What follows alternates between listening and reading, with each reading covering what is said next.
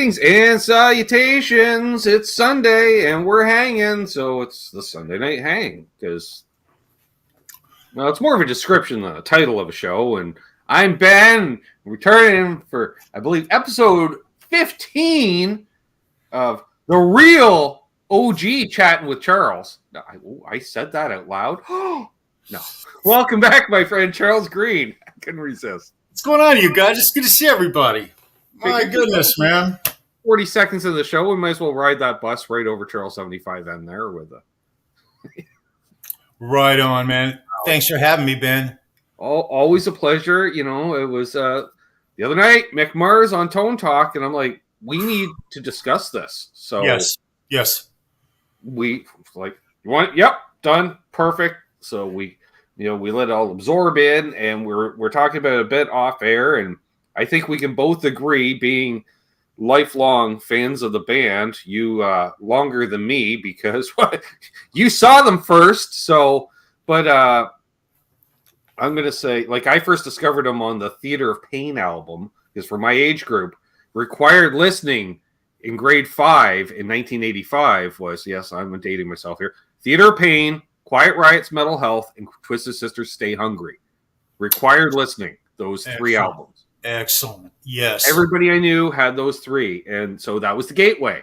And then, and I was thinking to myself, watching the Mick Mars interview, this has got to be the definitive Mick Mars interview, because even if you go back in the day, watch them, appearing on, let's say, Headbangers Ball, well, Vince and Tommy and Nikki are answering all the questions. All the talking. There. All the talking. And he always does. Yeah, that's his thing. He's always been the guy in the background. He's always been sort of a outcast. I don't want to use that word, but you know what I mean. You get what I mean. That's not the proper word. No, but Mick is definitely an introvert. Yeah. That was glaringly obvious watching how awkward he was on that interview. I'm like, been there, bud. Been there. You know, age changes us. If you only knew how much amongst family he was that night, I think. That's right. That's absolutely right. He, he doesn't do interviews. And people in the chat, he's more elusive. I could argue he's more elusive than Alex Van Halen. Yes. Who's like a unicorn. It's like the only possible more unicorn is Izzy Stradlin. There you go. Right? Like, yes. The difference is Mick still has an active music career and is still like, you need to go out and promote this. Really? I'm Mick fucking Mars. Well, that's true. So, there is that. We should do some roll call here because we got a whole bunch of peeps in here. There's a lot of people here. There is already 40. We've got the first person I see in here in the chat was Michael Kraus at 11:06 a.m. Michael, he was like lined up right outside the venue, nice and had sleeping bag going. Then we got Earl. He's asking what we're drinking tonight. I got A&W root beer, Earl. Got to meet Earl last Wednesday night. He showed up at the Water Buffalo meeting for the first time. That was cool. Then we got our good friend Mark Taft in the house. Right on, Mark. Let's see. Paul McNary's here. Well, the cats are here. He's watching the Chiefs. Okay. Well, Gotcha. Cats? Mine just showed up. Hello. I'm doing a show. That's the way it works. Sunday. Right. You don't know what day of the week it is because you're a cat. We got Zach Thong, who had a birthday on Friday. Zach, happy birthday, brother. I was shocked at how old he is. I thought he was 10 years younger. I'm just saying. Youthful. Good looks, that boy. I'm just saying. We got Christopher Lysova in here. It's great. Right on, Christopher. Love you, brother. Right on, man. We saw Dave Mustaine last night. Right? It's badass. Thank you for the footage, by the way, man. Excellent. Who else we got here? We've got Cousin Doug, Down and Back Cornhole Podcast. Oh, man. Coming up on anniversary at the beginning of October. And his co-host, the voice of Cornhole, who also joined us at the Water Buffalo meeting. Fun fact. Doug cool. Didn't. Very cool. Did. Cushman, he's wedged right in between them, not by choice. Right on, Cush. Searching for Tone. We can do that for Searching for Tone, I guess. I don't know. I'm doing the show, Kat. It's like, don't forget to ask for what? Food? No, we don't ask for food on the show. Jesus, cats. Ferd Burfle's here. Ferd, right on, man. Lawrence Right Cash on, from brother. Alaska. Always good to see Lawrence. Billy Baloney. Right on, Billy. Dave Chase. Dave. Right on, dude. Fucking believable is here. Unfucking believable. Right Our on. good friend McCollum Music, Matt. Right on, Matt. The Hobo Roadie, in fact, is here. Hobo Roadie rocks. Right on, Hobo Roadie. There's BC Rich 581. Right on, BC Rich. Rob. Right there. Charles 75N, host of Chat with Charles. Right on, Charles. Who else we got in here? We're all saying hey to each other. Patrick Traits is here. Right on, Patrick. It's good to see you. Arf. Good to see Arf. Fellow Canuck. Right on, Arf. Very cool. Canucks, Hip Metalworks. Fellow Canuck. Hip metal. Right on, brother. Dastardly Dave, honorary Canuck, but fun fact, actually in Ohio, I think. Again, Right why on. are you using the outside voice? We're doing a show. Or are you just saying hi? All right. You're not going outside. I bribed you with everything. This is not working. You know, it's funny, Ben. I don't know if you guys can hear the scratching, but there's a 145-pound yellow lab who is scratching at that door right there and wanting to come in here right now. Didn't give me the time of day an hour ago, but now he wants to come in and interact just like a cat. Right, here's the cat. It's like, hey, cat's on here. Why aren't I on here? Let me deal with this. I'll be back. Give me 30 seconds. Yeah, I'm still doing roll call. Right on. Well, hey, whoever I miss while you're doing roll call, I love you guys, man. I'll be right back. Dane of New Jersey, Lucky Sevens alt rock band, or Rock 8, Rocket. It's like bumper stumpers. Joe McGraw is here. Not heavy sighs, just taking a breath. See, You are Rock Daddy. Oh, look at that.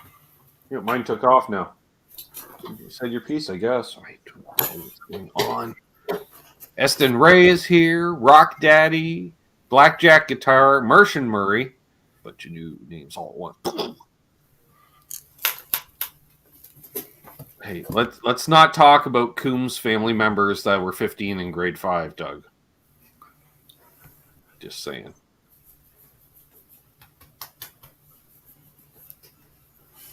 All right, they're all talking to each other. That's fine. Mitch Heyman.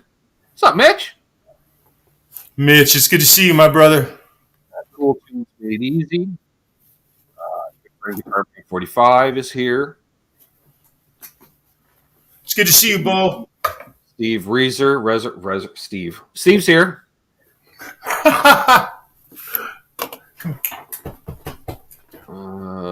Who else we got? Talking to each other. Hey, there's a good friend, Aaron. Elvis Band. Right on, Aaron. He had a gig. Oh, that was last week, I think. Last weekend he had a gig with it. And he did a gigging vlog, which I always enjoy. Right? Arf? You have no idea. Oh, you know what it is? Mark Taft's in the chat. She was probably saying hi. She likes Mark. Hates everyone else that ever comes over. She likes Mark. It's Michael B., who Charles still, 75N, still compulsively calls Michael B. live. See? Right on. No, I'm Memorex. Right on, Michael. Great show today with Charles, by the way. Excellent show today. Right on, brother. Unboxing the Beast project thing. All right, see, they're all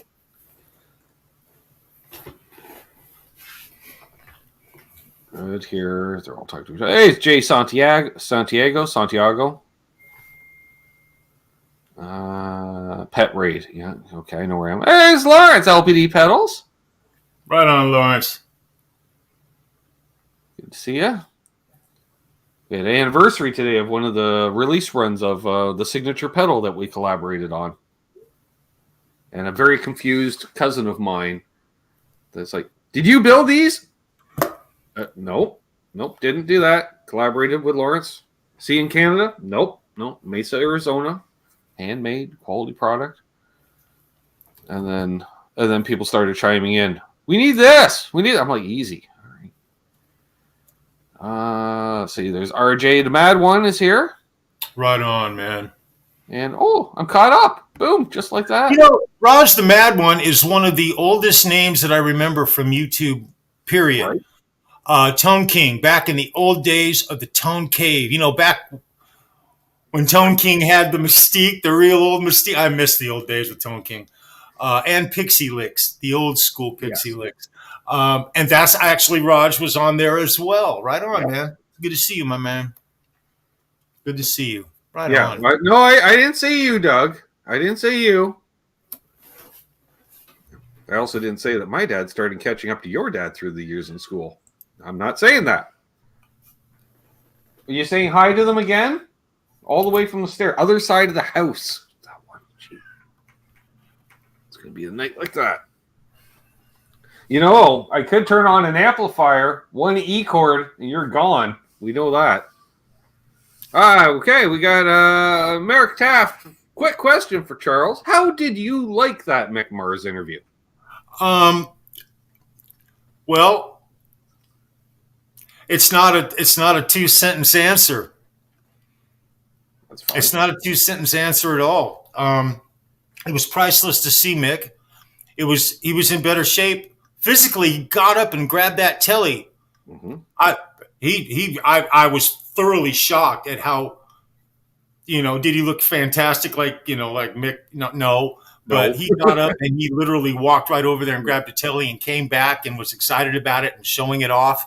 It was so good to see him, and we're fortunate to see him. And it may, we're not going to get to see him for many, many more years, I don't think. I hope he lives far longer than he anticipates. Oh, yeah. And he looks really good, But at the same time, and I'm going to make absolutely certain that I don't say anything that is negative other than just pointing out age. I want to just point that out. I could say he looked terrible, but the man's looked terrible for decades. Well, and he's had, what do you call that? Ankling spondylitis, I think, I'm butchering it. That's what it's called, that disease he has. He's had it. He was diagnosed with it as a kid. Yeah. Pre-high school, if my memory serves me right. I had no idea about that back in the day because it didn't really show. I don't remember him back in the early 80s having any issues physically, other than him being older than me by a decade. Right. He was older than everybody. He was older than Jakey Lee. He was older. He was the old man. I didn't even realize it. But he was the old man at that time. Because someone who's 10 years older than you when you're 22 is an old man. You might as well be 40. You might as well be 50. Well, and the beauty of that interview, back to your question. Dave Friedman, his channel, it's a gear channel. It's a tech junkie channel. Yeah. And it appeared Mick, he was being slightly overwhelmed because of his age. He's led a pretty serious life, guys. Right, and it's one thing to sit down for an interview. It's another thing to sit down for a live interview. That's a huge difference between interview and live interview. And he's not from the world of live streams, right? You sit down, here, can I change my answer to that? Sure. Yeah. I was so amazed that he was even there doing that. Yeah. And his cognitive recall was fantastic. It was good. Now, was he spot on and crisp? No, he wasn't.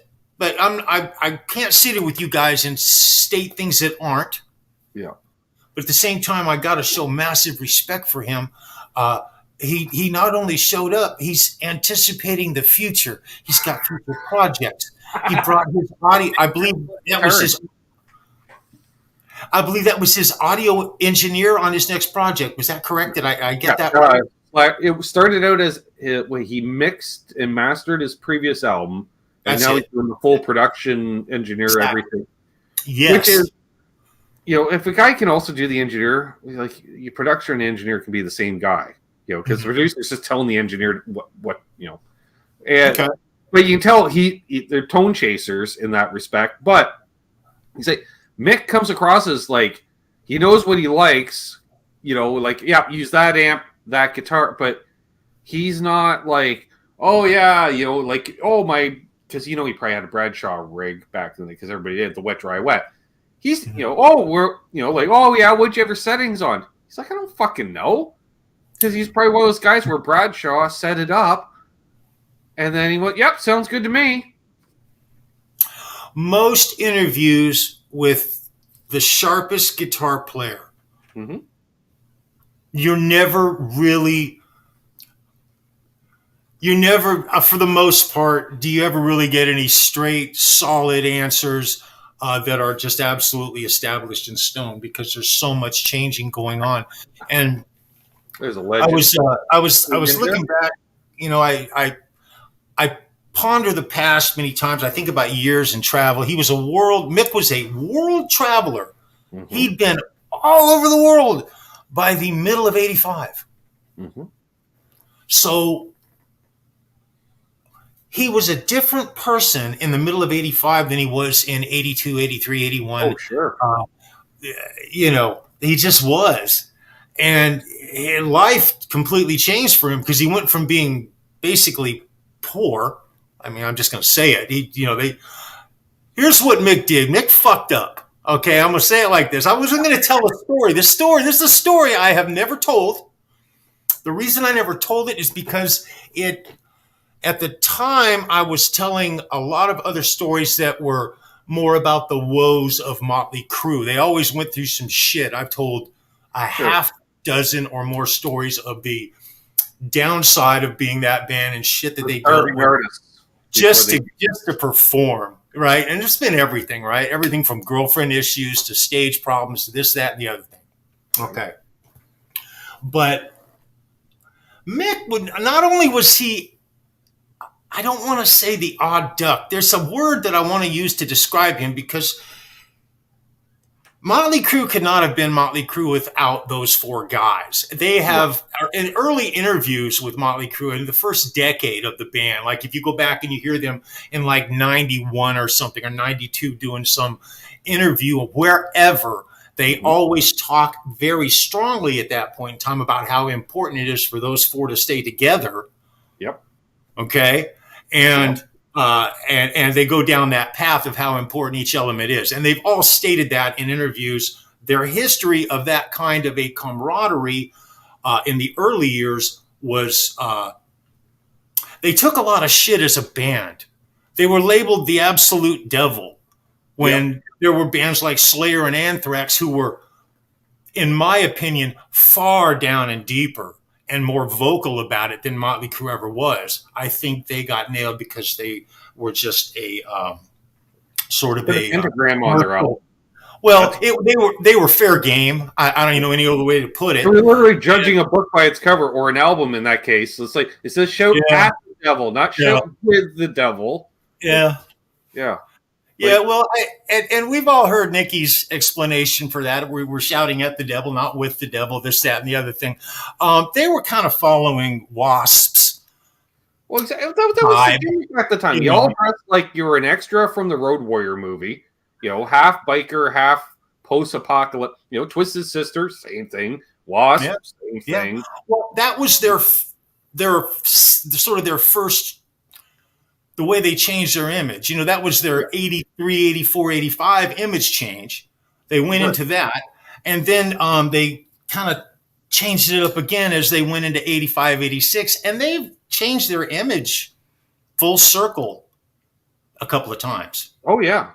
A couple of times. And also when specific members, other than Mick, who up until very recently was the only single member who stayed in that band, and everybody else. I mean, he's seen lots of people come and go out of Motley Crue. Everybody. That was the one thing that always pissed me off, was like when Mick was basically let go or forced out or whatever you want to call it, doesn't matter. And then he started slagging. I'm like, he carried you guys when you were strung out smack addicts on the road. Mick was carrying you guys. Like, come on. Look, he's carried them. I've seen them. You know? The three. Although the funny thing is, in retrospect, Charles, Mick could have had a total his own issues, of whatever lifestyle choice, and nobody would know because he was off by himself while the other three are partying it up. God knows what. Yeah.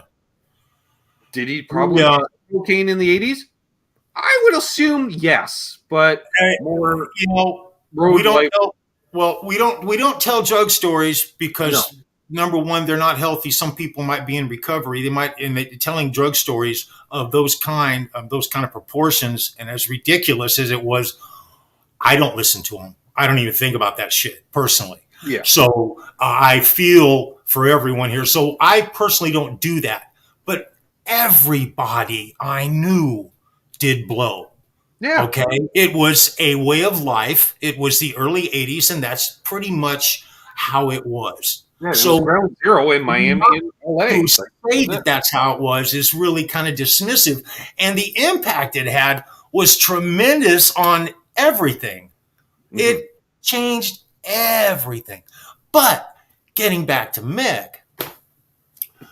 So, I just to kind of set up some facts of his early life, just to get into this story I'm going to tell you guys. This is a personal story. I wouldn't have told it before, but I think things are okay for me to tell it now. There's not any salacious anything in it. It's proven through history. This is straight up fact. So, and it was just kind of funny. I was in a weird place because I was standing at this backstage of a club. Not yet, Keith, but I'm getting close. Keith sent me a Nikki Sixx pick like years ago, and I lost it almost as soon as he sent it to me. And I know it's around here somewhere. It's somewhere around here. I was fortunate to be standing at this doorway in this club, and I interacted with so many people. All the girlfriends from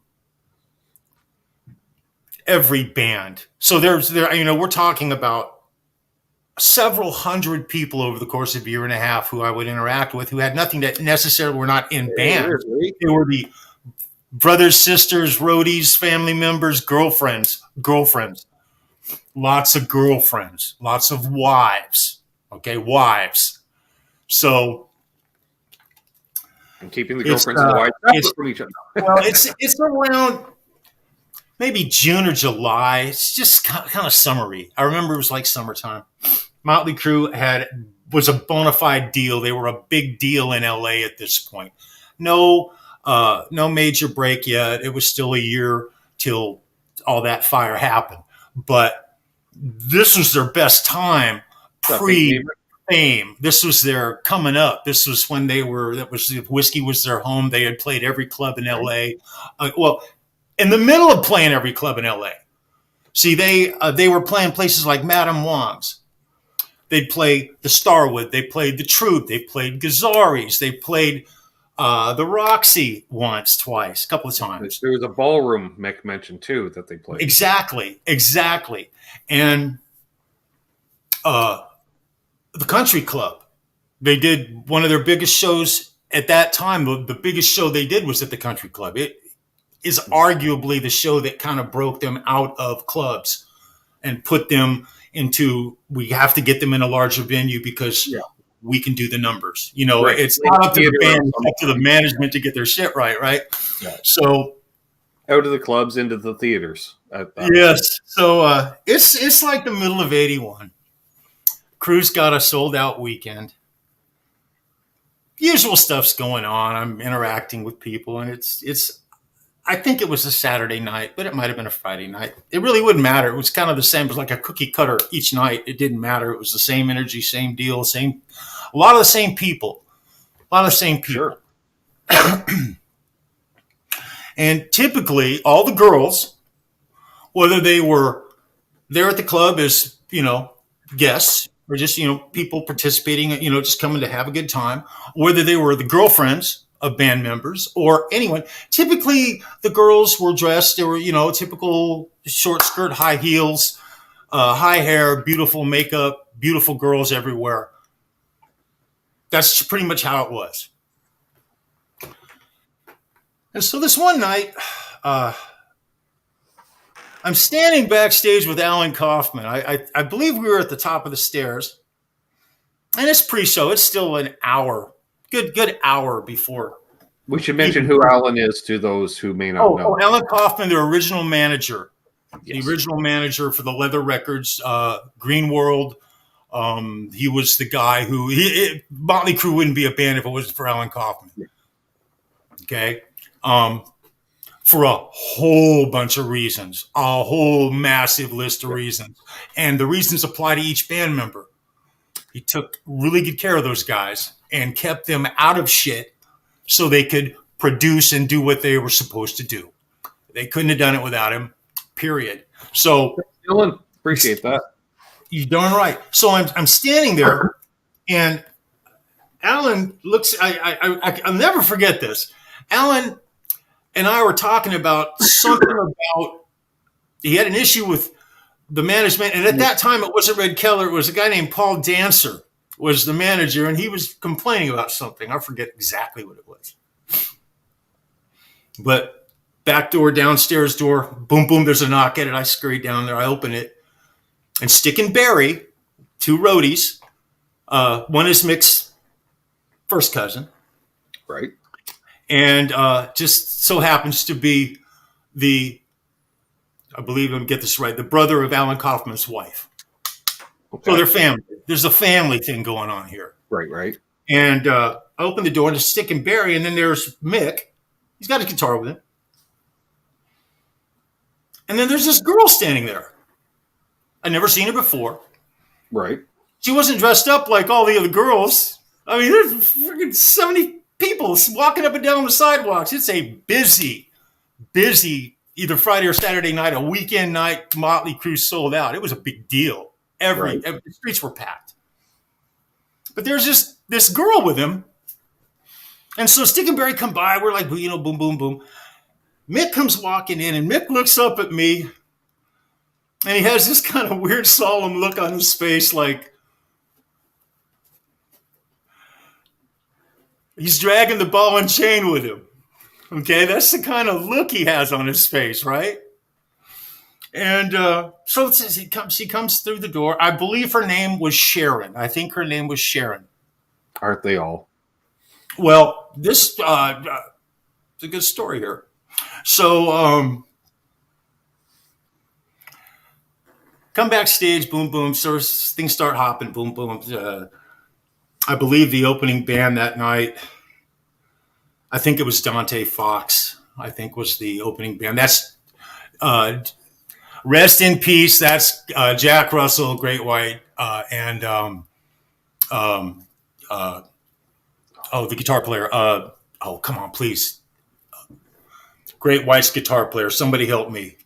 Yeah, it's on the tip of my tongue. Anyway, that was their original band. That was they opened that night, and so we're standing back there, and the band's playing, and this girl's standing there, and she's kind of peering out. She's kind of like looking. I'm inside the door, so I'm on the stairway, and and she's kind of peering out and just looking at the band. And I'm talking with her, and so she says, she introduces herself to me. I say hello. Mark Kendall. Thank you. Yeah, Mark Kendall. Thank you, Sova. He was so badass. He would dress in all white with these white fucking Capizios. I had a pair of Capizios. I had a set of blue and a set of red Capizios and matching ties for them. Back in the late 70s, right? Well, he rocked that kind of shit, brought it into hard rock, heavy metal. God, I loved him. Anyway, so she's talking, and she introduces herself as Mick's wife. And I'm looking, and then she goes, well, ex-wife, like that. And so I'm like, oh, okay. Cool. We're talking about Les Paul Deal, Mick's first son. He had 2 children with her. Mm-hmm. And that's his mom. Okay.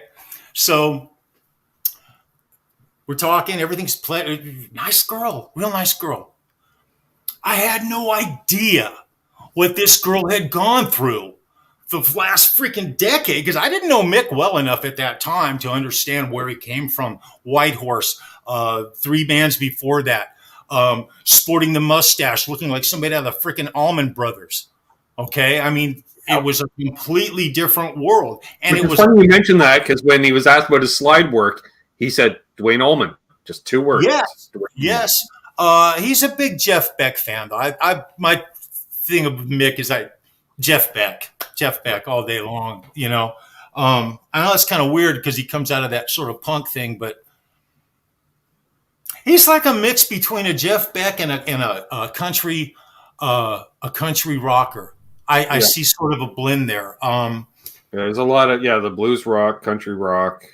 Yeah, because I hear a lot of Chuck Berry in his playing.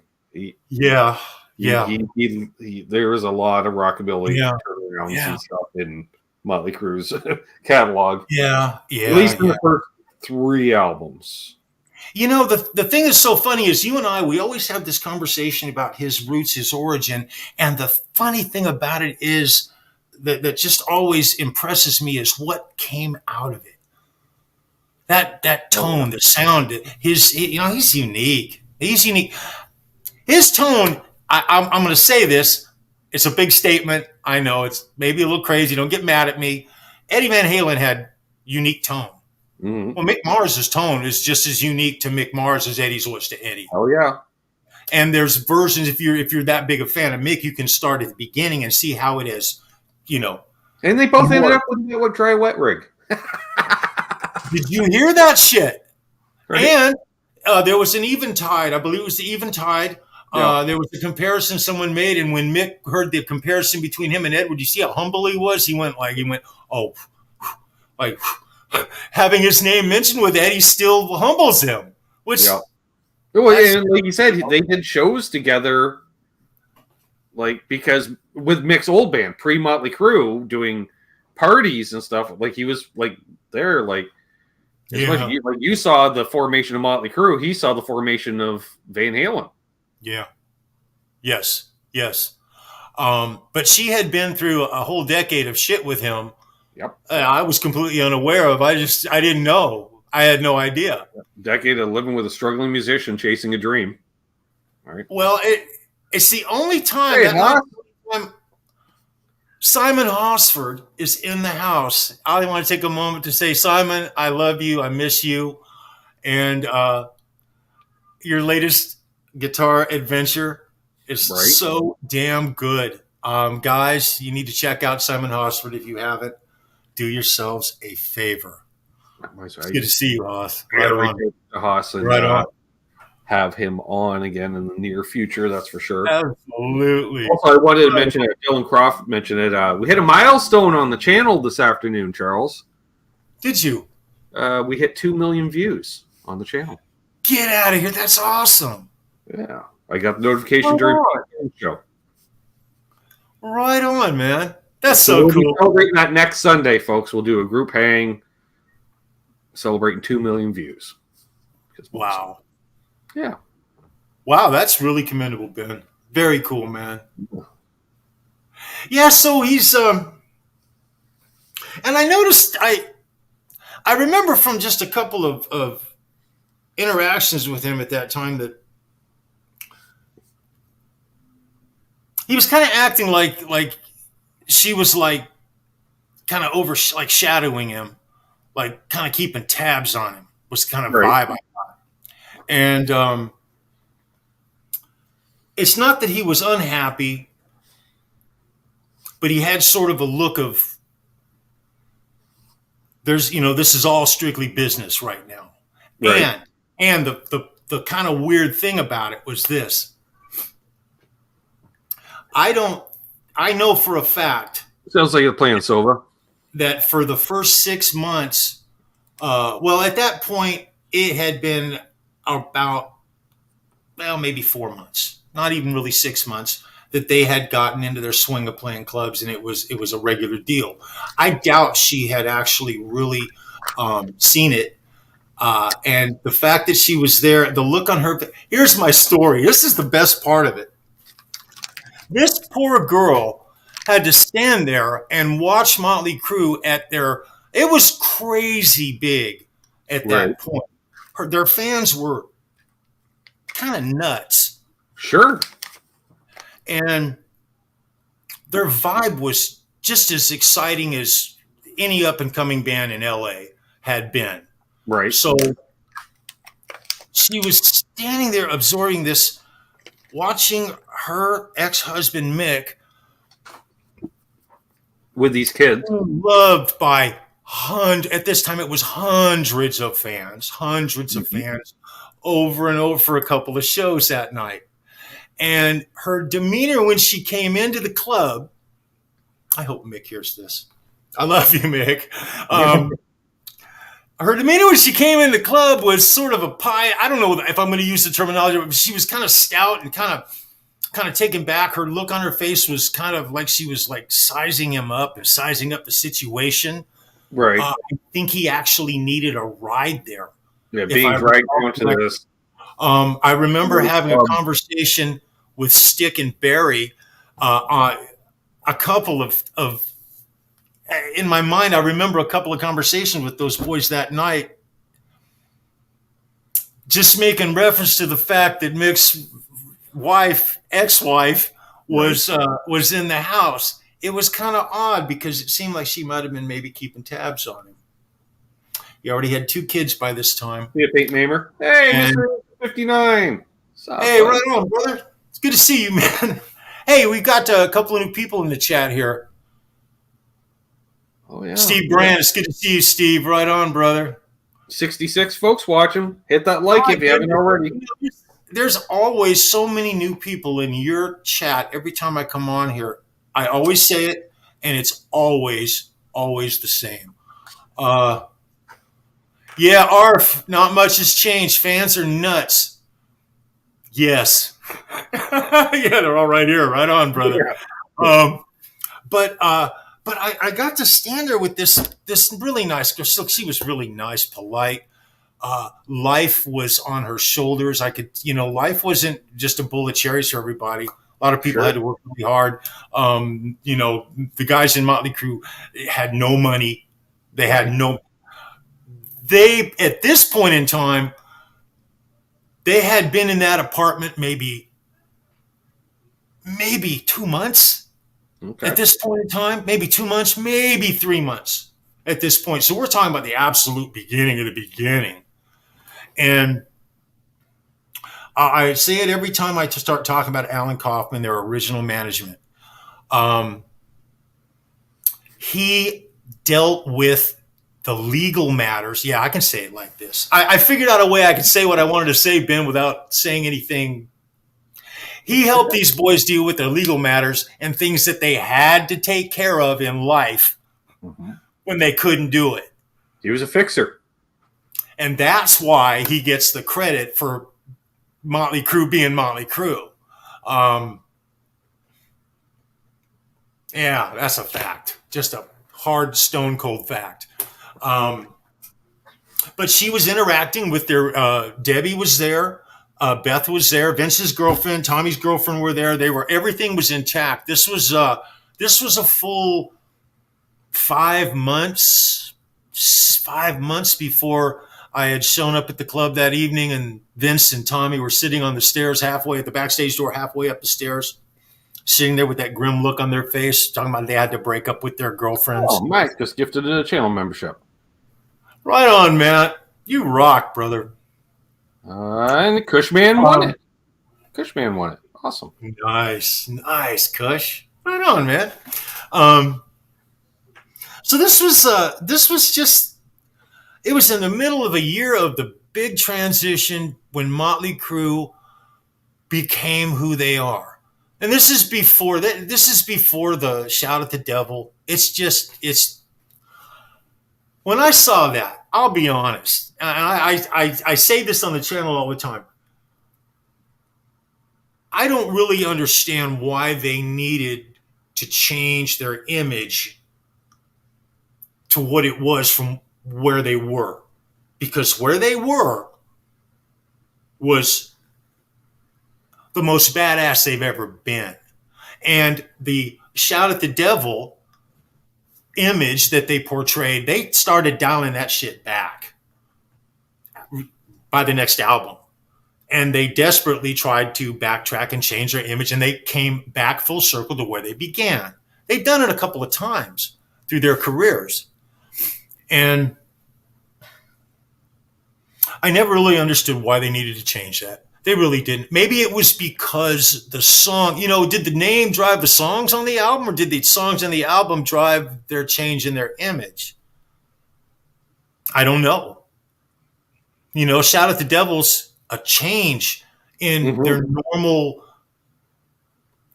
shtick. It was a big change. It was kind of a defining moment. Yeah. Defining moment. What am I talking about? Kind of. It was. Well, definitely like those first three all three were different. Like there's much more similarity between Theater of Pain to Girls, Girls, Girls. And you can see a thread from there to Dr. Feelgood in a sense. Like they kind of figured out the rhythm by Theater of Pain. They figured out who their identity, I guess, or what have I don't know. Yes. Yeah, it seemed like the Devil. It was like they're trying to be heavy metal when they're hard rock. Look, I truly believe because Wasp. I keep going back to this. Yeah. Oh yeah, I think they were okay. Wasp is the original of this shit. That whole Blood and Flames. I remember walking in front of the Troubadour and there being a sign that said United Cross Blood Drive with a big letters, white with red lettering. It says, "We all need blood and so does Wasp," and a big splatter of blood down in the bottom corner. And that was the original Wasp. And they were twice as radical as Motley Crue. Twice as radical. Easily twice as radical. Their fans were crazy. And I mean crazier than Motley Crue fans. Same fan base, but the fans interacted with Wasp differently than Motley Crue because Wasp acted differently than Motley Crue did. Their fans interacted differently. Wasp would throw strip steaks out into the audience, and they would rip it apart with their fingers like ravenous dogs. That is an absolute crazy thing to do. But the fans expect, it's like when you used to go, I know some of you have done this, gone to Rocky Horror Picture Show, and during the show, people will squirt bottle toast will go flying, this, that, the other thing. You know what I'm saying? It's the same thing. Wasp was just merchandising, marketing, and getting their shit down perfectly. Blackie Lawless is one of the smartest innovators of pushing his brand. The more he did, the more the media hated him. The churches prayed against him. I can remember churches praying against Wasp. Oh, yeah. Okay, we're talking 83, 84, 85, right? Middle 80s. Yep. Middle 80s. So I got to stand there with a girl who was Mick's original wife, Les Paul Deal's mom. What's up, Clem? Bittersweet. It's very bittersweet. And that's one of the reasons that I really have never wanted to tell this story, because it's just kind of sad, guys. It's very sad. Nothing was bad for Mick. Mick was just getting ready to take off. He didn't even know it. He didn't know. It was the most exciting part of his life at that point.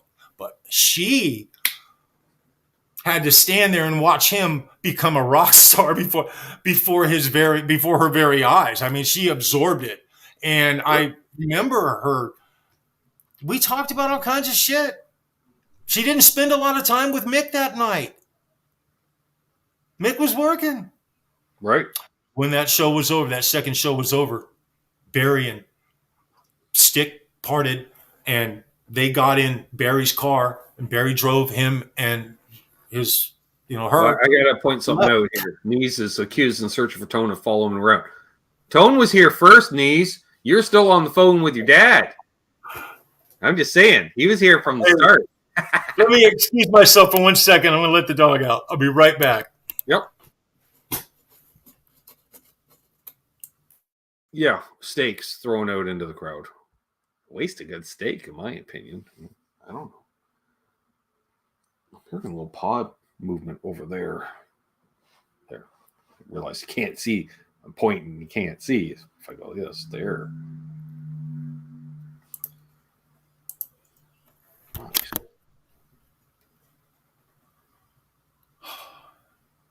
People talk about Wasp and Motley Crue and all kinds of stuff.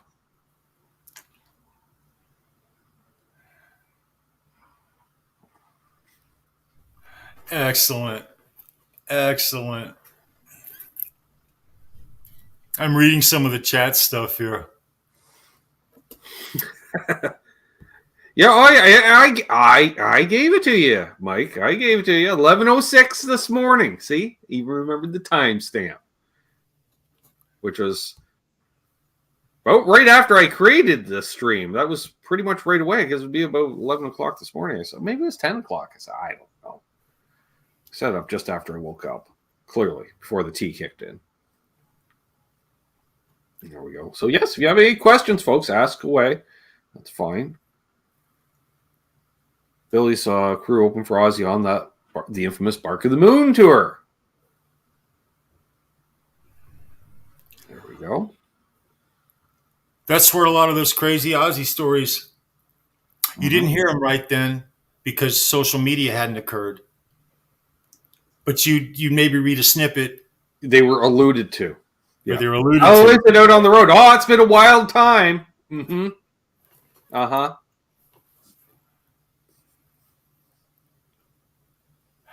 Excellent. Excellent. He was just looking to kill the pain. That's for sure. Because, that would have been basically his first tour, other than fulfilling gigs after Randy passed away. But that was the first tour with Jakey Lee, where the new lineup, going hard. That's for sure. He was Billy. Ozzy was a sweaty mess. Right. He had great management. He's very fortunate. Mm-hmm. What would have happened to Ozzy had Sharon not scooped his ass up and shook him out and given him another chance? And another. Like the story you hear of him on the road, we saw Ozzy in a dress in the bar. Yeah, because Sharon would take all of his clothes to try to keep him from leaving the room. So he just put on one of her dresses to go grab a drink because he's clearly an alcoholic. But it's they kind of deserve each other in a sense. Yes. Good, bad, or otherwise. How about that? And they've been together forever. So history is what history is. It's By the way, as a little side note, has anyone had a chance to see the a couple of the latest Dweezil Zappa snippets? I know Badio did a little snippet, and then I saw another one, and I haven't watched the Beato interview, and I saw he did put something else up on his channel just today. His most recent stuff was I've been seeing some live clips of him with Phil X up on stage with him playing Apostrophe. I just want to say, now Dweezil's always been phenomenal guitar player, all right? And 10 years ago, he was flipping spectacular. He's spectacular. A lot of people, you hear people talk about Dweezil Zappa, and a lot of people, they hear the name, they think of Frank, they don't know, they don't realize. But he was shredding out, Eddie gifted him. He's got an Eddie gifted guitar. There's a video out there of him jamming on Eddie and just playing riffs. He plays Eruption. There's a couple of videos out there. Holy shit is all I'm going to say. I'm thoroughly impressed with Dweezil freaking Zappa. I have been for a long time. He's not always a help player. But recently, not only does he look incredibly healthy. Well, I think much like his dad, I don't think he really dabbled in a whole lot of anything beyond healthy living.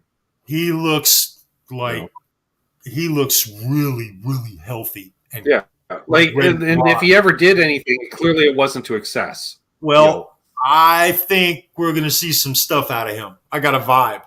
I got a vibe when I was checking him out, and I was like, wow, you know, because he doesn't have to do anything. He doesn't have to do anything. But I think we are going to be fortunate. Wait a minute. Yes, Simon Hosford. Yes, he is a great guy. He's a savant. You're right. He's a lot like his father, right? His true talent. It's interesting. Okay. I'm going to make an analogy. Wolfgang Van Halen. We all were maybe a little suspect as to the quality of his chops in playing his father's music until a few months ago when we got to see him come out and, with the Dave Grohl and show us, right? Mm-hmm. Same thing with Dweezil. He's got it from he's got to be from the dad. I mean, I'm sorry, there's DNA there, Chris Gill talks about DNA all the time, and I got to say it. Yeah, absolutely. I always think of Frank and Dweezil when I think about Wolf and Eddie, which is weird because there's a they're connected. They're connected. Well, yes and no. I think Wolfgang and Eddie much closer than Frank and Dweezil. Frank, interesting. Yeah. Because I think Frank seemed to be more. I don't want to say about like Frank was more about Frank, but he was like focused on the music, blah, blah, blah, much to the detriment of being ignoring the kids or whatever. But it was because it sounded like at times it'd be like because he had the home studio. The wife's like, "Look, but you've been in there for 2.5 days. Come out and watch a movie with the kids or something, And he would be sitting there the whole time, and you could tell his mind was on the music. So they're just like, "Go, do your deal." Not that he didn't love his kids or anything, but. Eddie, you can see really. I think Eddie used Wolfgang as an anchor in many ways, to keep himself grounded. Interesting. Or was it the other way around? Well, and then the reason I say that similar to, dare I say, an Ozzy Sharon situation, and I only use that as a reference because when Wolfgang more or less convinced Eddie to go back out on the road. Eddie handed the keys to the band to Wolfgang, right? It was Wolfgang doing the set list. It was Wolfgang, he took over the band as much as anything else. Just tell me where and when to show up. That's all I want. I don't want to fucking run a rock band anymore. I'm done with that shit. And that's when, and they kind of went into legacy mode, right? Like we'll just play the hits. We'll bring back Dave. We'll play just early era stuff. We're not looking to make anything new necessarily. If we happen to, fine. But, because we know Eddie was always kind of working on stuff. But I think definitely Wolfgang was that anchor for that. Like, because we know the stuff that, again, we don't want to talk about certain lifestyle choices, but there's a reason Van Halen had to take a break in touring the last tour prior to Wolfgang joining. Right? And I'm not saying Eddie had new teeth as a result, but Eddie had new teeth. So... if you know how to read, Eddie had new teeth. Eddie had new teeth. And only certain lifestyle choices cause new dentures. And that's not because you do this, Charles. It makes you such an asshole. You get your teeth punched out. It's more you forget that you have teeth. So there you go, brother. You can play. Yeah, no kidding, Joe. Like, I'll be honest. I'll say that because I know Charles is a huge Wolfgang fan. I have never heard Mammoth WVH in my life, Charles. Not a single time. Not a note. It's not that I don't have anything against Wolfgang. The only time I've heard Wolfgang play, and I've decided I'm just going to keep it captured like this. Like, I knew he was a decent player because I'd heard by reputation. The only time I've heard Wolfgang play was playing his dad's stuff at the Taylor Hawkins tribute. And I went, wow. He's pretty good because he did everything his old man did, except he did on like a fucking 335, which is harder to play on. So there's that. And I went, okay, I'm good. And, God, I wish him nothing but success. And I kind of keep an eye on the band because I see what clubs he's playing, this and that. And I know those venues and stuff. Like, every time he comes through Toronto, he's playing adequate side, like I want to say, it's the same place. Like Dinosaur Jr. plays there when they come through. The Melvins play there. It's more of an alternative venue. Mm-hmm. Danforth Music Hall for those in Toronto area. Mm-hmm.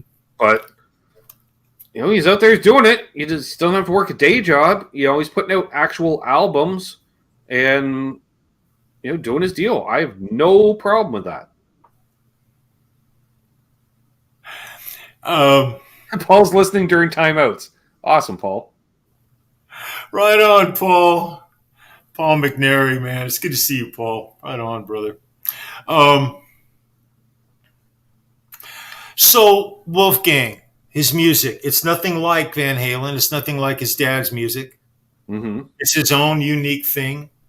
You can, when you listen to him, once you get into him, you do hear from time to time, you will hear influences from his own musical upbringing.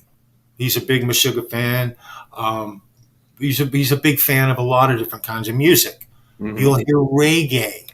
You'll quite literally hear reggae. It's not reggae, but you'll hear something reggae in it. The thing I wish he would do, and this is just me. This is what I wish he would do. I wish he would open the collaboration of his music up to his band and start creating music in a band like his father did. Yep. And it's not because I want him to follow in his father's footsteps. That's not it. Right. It's because it's going to change what his music is right now to something else. And I personally, I'm going to say it just like this is me personally talking. Don't get mad at me. I'm a Van Halen fucking life fan, so I can say this. Yep. I would like to see him become a member of a band. Right. And all that brings into it. Now, unfortunately, he likes having control. He got that from his father, okay, who fought for it his entire career and finally got it and got to produce an album that he wanted to at the end of his career. Mm-hmm. Most influenced album. Right. So, yeah, I get where you're coming from because, initially, what Wolfgang did, it was very much like Dave Grohl did with the first Foos album. It's all Dave Grohl. We gave it a name. He put together a touring band because otherwise, there's no difference between him or say like a Joe Cocker who hires a bunch of professionals to back him up on tour. Yeah, he might say, "Yeah, this is my band," but is it? No, that's the thing. Is it a band? And I will say this. And there is some bands that work that way. Look at Metallica. Kurt Hammett, all he does is play the solos on records. He doesn't even play any of the rhythm parts most of the time. That's right. Pretty much, yes. That's correct. Which I'm like, really? Dirty Billiards? Come on, James. You don't have to do all the rhythm parts. Yeah. But then Kurt's like, shh. I go in, I play some solos, I leave. That's it. Yeah. And so, it's interesting. So my bro, Christopher Silva in the chat, Mammoth music's a little too soft for him. I get it. I understand. And that's kind of part of my reason because it's not that it's too soft. I don't know for me, I don't think the word soft is what I would use. I would, I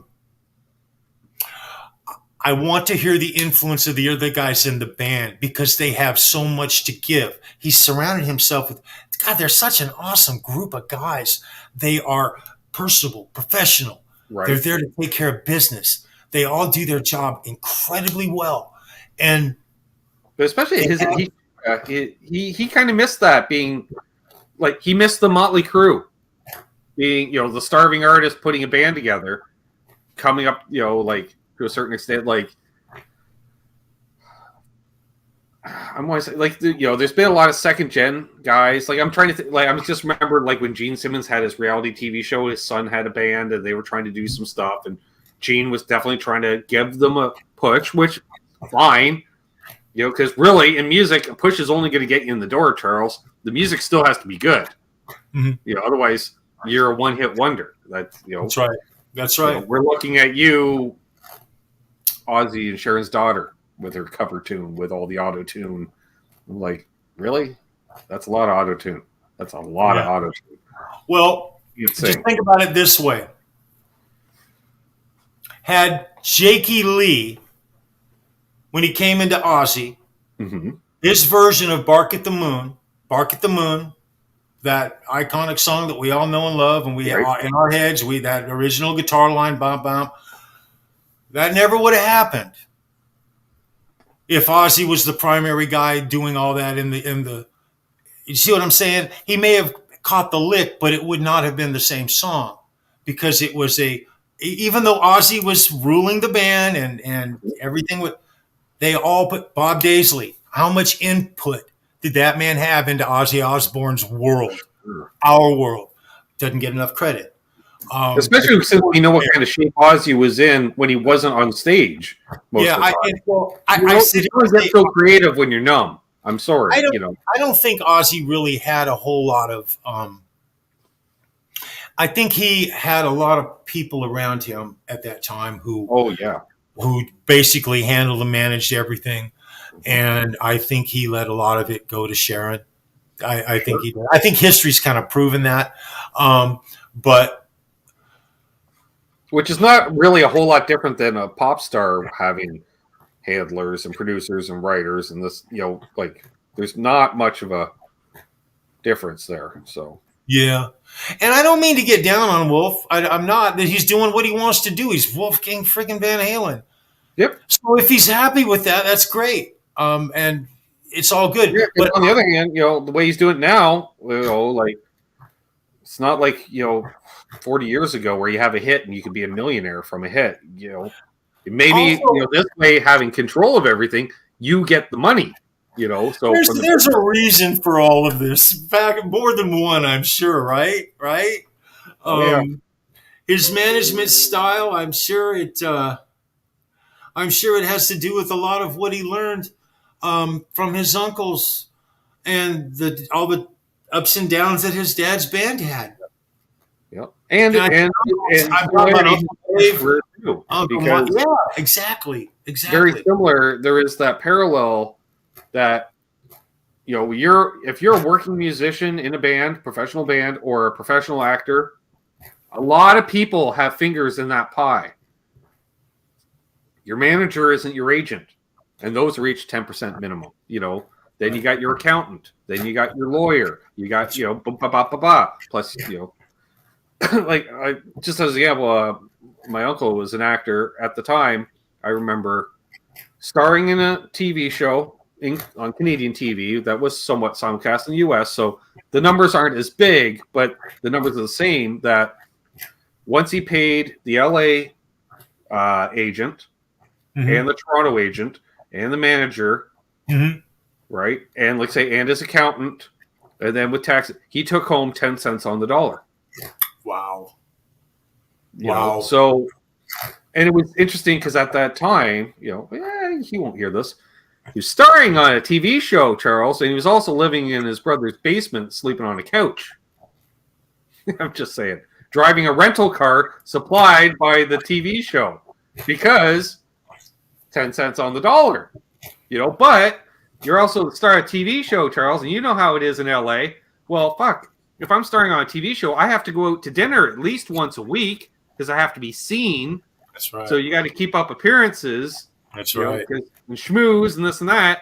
So that 10% doesn't go. So you're living on your brother's couch as a result. It's amazing how history has shown us the hard life. When we were kids and Elvis was king. When I was a kid, Elvis was like, and it was like Michael Jackson was the big deal. And until Van Halen came along, I was lost. Okay. But we see these guys, especially back in the early days before cell phones and social media and smartphones and the ability to have knowledge at your fingertips. There was a mystique and nobody realized how poor musicians were. I didn't realize that when I was a little kid on my skateboard, standing with my buddies at it was late. We were past curfew being naughty down in Hermosa Beach outside of the lighthouse watching jazz musicians along with one or two icon stars perform, not realizing that most of the people in there playing an instrument are poor as shit. Yep. you know, and or struggling to make things good. They're working hard for their craft. Let's put it that way. Yep. Because a successful musician who's actually sessioning and working is not poor as shit. He's blessed. Yeah. Big time. And he's appreciated. So there's a reason that they do that and go through all that shit. Back to Mick Mars. I got to tell you, it was so nice to get to see him be himself back in the day. He has a interesting sense of humor. He still has it. Talking about Charles, I can just picture him standing there, with arms crossed like this, and just one-liners, like get a load of this guy. And you're just like crying inside. You tell. He's got a sarcastic sense of humor, thoroughly sarcastic. Yes, Hermosa Beach, California. You darn right, brother. That's where I grew up. Man. My memories of Mick are many of those, what I just stated, those little sarcastic remarks, his sense of humor. He came up to me that night in the hallway and he says, "So I guess you met the battle axe." Okay. That's something I wasn't going to share with the chat or tell in that story, but that's what he said to me. "I guess you've met the battle axe." I said, Gary in the chat. Yeah. Right on. I said, "Yeah." And he goes, yeah. And he didn't say, he didn't go into details. He's a very private guy. He doesn't want to air anything. And interesting enough, I didn't know it at the time. History has taught me this, but he had spent the last decade using aliases, dodging the cops, trying to stay out of jail for things, like child support and shit that life brought at them. And I think a lot of the separation, we were talking earlier about how he's always like in the background. He's always been like the back guy. When he was on, I remember he did their first time they ever did daytime TV. It was in the 90s, I think it was. Yeah, it was 90s, early 90s. Regis Philbin is interviewing them. Now, at that time, Tommy had broken up from his marriage with Pam Anderson and it was gotten back to him, and the media was pushing, God, we hope you guys stay together because they were the bad boy and bad girl sweetheart of the world at that time. Right. Okay. Well, Nikki was married to one of her friends. I can't remember her name now. Movie star, TV movie star. I can't remember her name, but he was married to her at that time. They were trying desperately to change their image again, and they were doing it. Right. They were doing it with the help of the girls in their life. That's, the women that have been in those guys' lives have greatly defined the outcome of their path. Right. All the turbulence and stuff, Mick's known for having a lot of relationships. Like 20, okay? A lot. That's not an exaggeration. A lot. And he's a rock star who spent 50 years, what am I talking about? 50 plus years. Tommy was with Heather Locklear before she was with Richie Sambora. What's her deal? Holy fuck. So this would have been after Heather. This is well after Heather, before Pamela. Yeah, because Heather was with her then. Yeah, she hooked up with Richie, and then Pam came into Tommy's life. Yep. And Heather was good for Tommy. She didn't see him. Look, she had no freaking idea who she was getting with. She really didn't. I think she, I have a feeling, Charles, she enjoys her own lifestyle choices, but just kept it very low key because, again, we know Tommy Lee. We know Richie Sambora, who's had lifelong lifestyle choices as well. And you don't put up with that shit. Fool me once is what I'm saying. Like she has a type. She likes hanging out with that type. So. She liked the bad boys, right? Right. I found that theme liking the Exactly. Bad Boys. That pretty much went across the board. Not for every girl, but you can see it. BCC.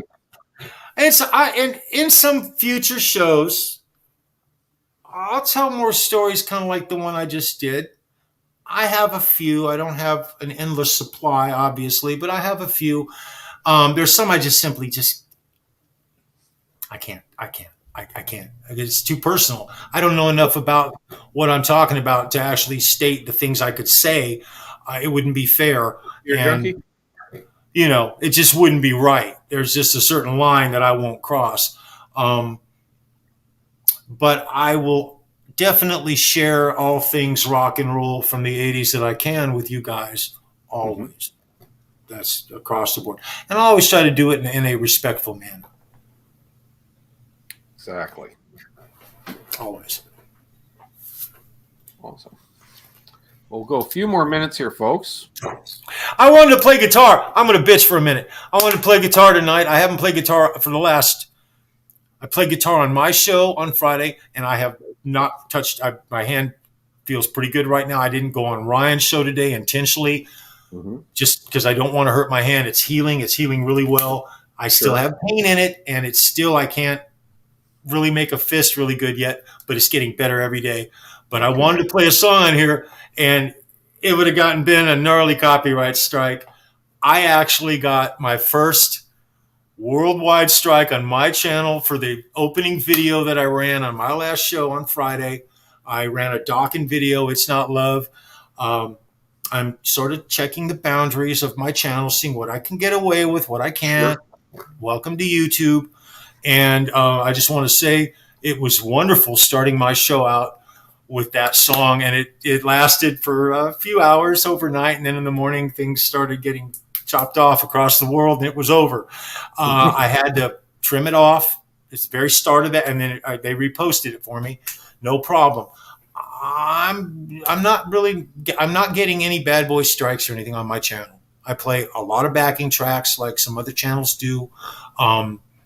Straight up backing tracks. I don't have to change it. My channel is healthy. I don't have any negatives. Everything's fine. There's just, I can't monetize. Right. I can't monetize from commercial. I can't do any of that because of the format that I've chosen with me and Mitch, what we do. I'm not changing anything. I like the fact that I came on and was able to dedicate Wild Child to Ben Coombs from Wasp.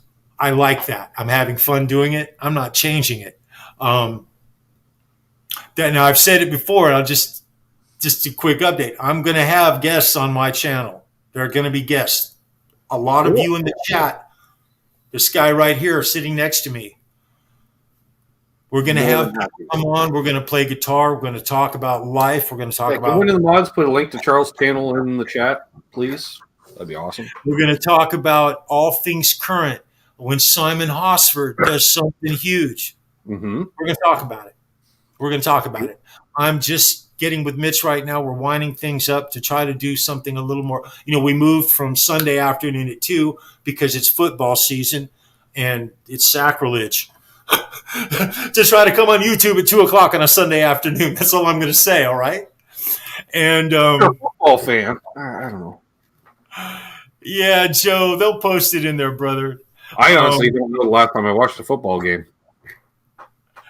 A long time. But I like doing the backing tracks. I'm going to have guests come on who can play straight up backing tracks. I'm not worried about anything. They're not going to get mad at me for backing tracks. They let me do what I've done so far with no problems, and we're going to continue down that path until we can. And I don't anticipate any issues.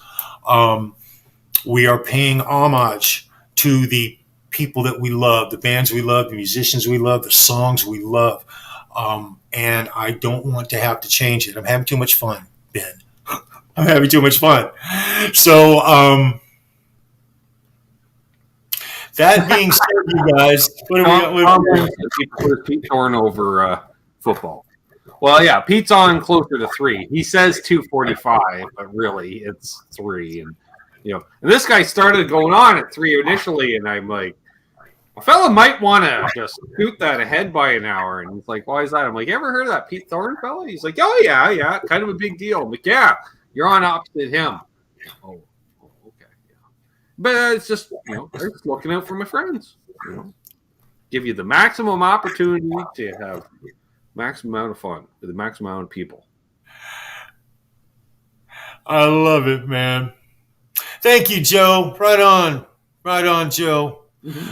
Ben, I don't have anything else to really add tonight. It was good. I will say the Mick Mars interview, which was funny because when he was asked about, will John 5 be playing on your upcoming album? No. Just one word. And I thought to myself, I'm pretty sure John 5 was on the previous album that was released back in February, Charles, because we had talked about that. He was one of the many guests that appeared on the album. Now, I don't know if that track might have been deleted from the album for final release in February, because that would have been, post losing the day job. I'm not sure. But I just thought that was good. It's worth not only one or two or even three lookbacks to watch it. Dave's interviews are, I really here's where I fell in love with Dave Friedman. He interviewed Jakey Lee in a motel room. Remember that? It's been like 2 years. I moderated it, Charles. Yeah, you moderated that, dude. That was my favorite interview of all time, Dave Friedman interviews. For some reason, it's just my favorite. And probably my favorite live stream, period, regardless of channel. And that includes anything I've done. Well, it's a total package show, and to get to see Mick on that, I just couldn't believe it. I mean, I really couldn't believe it. He is elusive, and he's still sharp. He's still cognitive. He's getting old, and his age is showing. Okay, I'm going to say it like that. Enjoy him. He is, good God, the roller coaster ride that man has been on, it's a miracle he's still around. Any of those boys. Yep. It's a miracle they lasted through the 80s. They really shouldn't have. They really should not have. That band should have just imploded. Right. Mick carried them. I truly believe that. 90s. They all imploded in the 90s except for Mick. 2000s, all the bullshit's still going on. Mick's still there. He wants to retire. He's begging to. They retire. They leave. Final show. That poster right there from Charles 75 Minutes going up on the wall up there. Yep. Final show. Shit, that was almost a decade ago. So they come back, and Mick still hangs with them. And delivers. My God, and as good a guitar player as John 5 is, and I love John 5. Little shout out to Brendan B. Squared. His favorite guitar player is John 5. Of course it is. He's phenomenal. He's not Mick Mars. He doesn't fit the same in Motley Crue. So Motley Crue is now redefining themselves. This new music has zero Mick Mars influence. It sounds nothing. They've tried to emulate Mick Mars's vibe, but it still sounds nothing like Motley Crue proper. I'll call it Motley Crue proper. Well, it didn't sound like Motley Crue proper, even though I loved Karabi. He was cool. It's cool. He wasn't Vince. There's a certain sound that those guys make together. I will say that is one of my favorite albums. And it was funny when they asked him, your favorite tone for album with Tone, and he said that album. And I'm like, yes, because I remember the band had so much potential. We had, Fired Vince. We're right at the height of grunge, Charles, right? And the only people that are surviving is Metallica and Pantera, more or less, And then whoever they brought out on the road with them. Mm-hmm. So for them to bring in John Corabi, reinvent their tone, John played a lot of guitar on that too. That's true. And all of a sudden I went, holy fuck, Charles, Motley Crue sounds like Pantera. Yeah. Yeah. And very, it wasn't, he wasn't trying to be Dimebag or anything, but they went for that very aggressive, and I went, oh, this could, I'm like, smart move, gentlemen, because Vince pulled a David Lee Roth. He went, screw you guys, I'm putting together a super band. I'm going to have Steve Stevens playing guitar for me, and blah, blah, blah, and he put together that super band. A race car driver. I remember the Long Beach Grand Prix is a real big deal race, formula race. Right, because he would run the celebrity race in Los Angeles. They put it on every year. Vince was involved in it and drove in a celebrity race there, tied into the Grand Prix. Yeah, and it was simulcasted on KLOS. It was a real big deal. He wanted to be a race car driver. He's not a race car driver. He's the lead singer for Motley Crue. Yeah, that's his shtick. Okay, and bring back that. Although I will say this, 6 a.m. was pretty cool for the 6 a.m. stuff. I like 6 a.m. I did. Were they Motley Crue? No, but was it cool? Yeah. Right. You know what I didn't like? Tommy's DJ career, playing that techno crap. I was about to go there, brother. I was just about to go there. The only thing about Tommy Lee I will ever say is his solo career. I didn't get the vibe. I really didn't. I know he wanted to do it, but he will never top. That's it. I know a lot of guys that were 80s and 90s musicians that are now DJs. And part of it, and they're not even DJs in that same with mixing and all. These are guys that are literally hosting like 90s nights at bars in Toronto. You know, Tuesday night's 90s night, and it's hosted by. I'm like, really? I saw that guy in concert, and now he's spinning discs. So, oh man. Wait a minute. Let me see. Dylan Croft. Charles, let me highlight this question. It's a Mick Mars question. Can you do that for me? Thank you. Okay. So I remember Mick playing slide, but I wasn't a guitar player at the time, and I wasn't real privy to any of his effects. I remember the half stack Marshall. I remember his black Les Paul. I remember his pedal board. I remember seeing a Tube Screamer, a Big Muff, a wah pedal, a linear power booster. Yep. I asked him about his linear power booster. I said, what is that? And he goes, that's a linear power booster. It boosts my signal, makes it fat. Yeah. Okay. But it's basically a Jose mod before you get a Jose mod done. Yeah. An extra gain stage. He used it in those days. He used it. Piece of Your Action was the main slide song that I remember in those days. That was like, fuck, that's his slide song. In fact, to this day, I believe that's really pretty much the whole song. I got more slide work than any other. Because the rest of it were slide interludes. Well, like in a bridge or something. He did a lot of things that were unique to me in those days, and I know you guys will laugh at this, but he used the voice box. And I found that really unique because the only other person I had seen use one was fucking Peter Frampton. Right. At that time. Mm-hmm. This is the end of 1980. Sure. Beginning of 1981. I didn't realize Jeff Beck used one so much. Yeah, but I hadn't seen it. It wasn't something that I had seen. No, like I just found that out recently. I was like, oh, really? I did not realize that. Well, I think I had seen one once or twice before because I had been in clubs and seen bands, but I didn't know what they were. Yeah.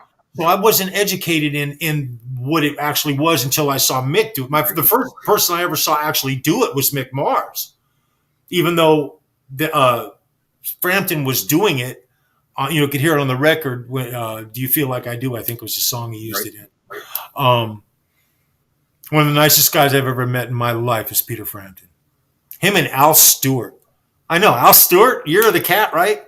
Sure. What a freaking nice guy. Holy shit. Yeah, Mick Mars, man, you guys gotta love Motley Crue. Those boys have been through more shit. God, they have just been through some shit over and over. And I guarantee you, I'm making the prediction. I'm gonna say it like you're gonna just make up, and that lawsuit will never make it to court. I'm saying it right now. You know why? Look, then they have to admit to whether they use backing tracks live in court. Yes.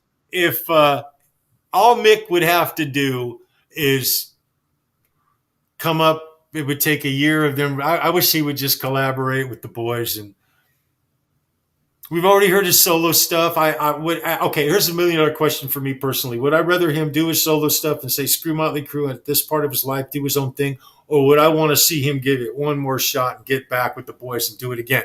Well, Morbid curiosity right here. I Right. wanted to get back with those boys and let's do it again because I personally do not feel that John 5 is going to last much longer. I'm just saying it. I don't feel it. I'm not feeling it. The Well, Motley he's just Crue. a hired gun. It's just The merchandising and marketing for the band right now is they're pushing it. They're pushing it. They're out there promoting it. Yeah. But it's not the same. Yeah. Well, and that's the funny thing is, and they're doing we're already in the studio writing new material. Yeah, well, they're always doing that. But nobody wants to hear it because it's not Mick on guitar. Because, like I said, that Mick's sound is Motley Crue. Like that sound. Like thank you. And tone. it's more than just the tone because I just watched Joe Satriani come across with one of the most badass guitar tones I have ever heard. Yeah. Okay. It's supposedly to emulate Eddie's tone. Well, I've heard Eddie's tone, and I heard what Joe Satriani just put out a couple of months ago. It's only been like 8 weeks, and possibly one of the best live tones I've ever heard. Mm-hmm. Stage, and the whole band sounded like shit to me. It really did. I was in a really bad place, but his guitar tone was spectacular. I mean, spectacular. Next level shit. Level shit. You don't get it out of a box. You don't get it out of one amplifier. It was a doctored rig of epic proportion, bigger than life. He knocked it out of the park big time. It's in the fingers. Yep. It's in the person hitting the notes. True. It's in every rig is individual. And God bless Mick Mars. I mentioned that the other day on that Beato interview he did, like when they were touring with Van Halen, because he'd show up for his sound check, and he'd hear, Jerry showing up for the Alice in Chains sound check, and he's hearing music being played on stage during his sound check, and he would go out, and it's Eddie jamming with his drummer using Jerry's rig, and of course Rick said, "Well, what do he sound like?" He says, "Fucking sound like Eddie." He goes, "And I played through Eddie's rig." He goes, "What do you sound like?" "Sound like me." Yep. And I love that story of Ted Nugent sneaking up on stage and jumping onto Eddie's rig without asking permission and throwing the guitar on and him telling the story. It's great because you can hear Ted Nugent tell the story about trying out Eddie's rig and he didn't sound anything like Edward. Right. And then you can hear Edward tell the story of when Ted Nugent grabbed his rig and played and he said, "Who the fuck is that playing my rig?" It's Ted Nugent. He don't play like me. He doesn't. Nope. He doesn't. He never could. He couldn't because he doesn't have the same hands. It's not the same dynamic, and he ain't Eddie Van Halen. I love Ted, though. We do have an Eddie Van Haskell in the chat there. Right at the end of the show. We'll wrap things up here. We will definitely have Charles back again. He's got his own playlist, if you're new to the channel, folks. I love you guys, man. It's good to see all of you. Every time I come on here, it's always a great experience. Ben is my brother. We love doing this stuff, and I've always got his back. Yeah. We try to shoot for every 3 or 4 months, but if something arises, we take care of it. We do it. There you go. Hey, Ben, I just to throw it out, I want to have you as a guest on my channel with me and Mitch sometime in the very near future. There's already a couple of other people who I'm bringing in. And we're scheduling stuff to have people come on and just do some really cool little hang stuff. We're going to play guitar. We're going to talk about stuff kind of like what you do here, but the same. Love it. Because we support this community. That's what we're all about. That's it right there. Right on, guys. Folks, hold those doors open. Let Charles in ahead of you in traffic. Yeah. Why not? I'm getting old, guys. Jesus, man. Give them a break. Be good to each other. Happy tone chasing, because karma is real, and of course, it is. Don't matter.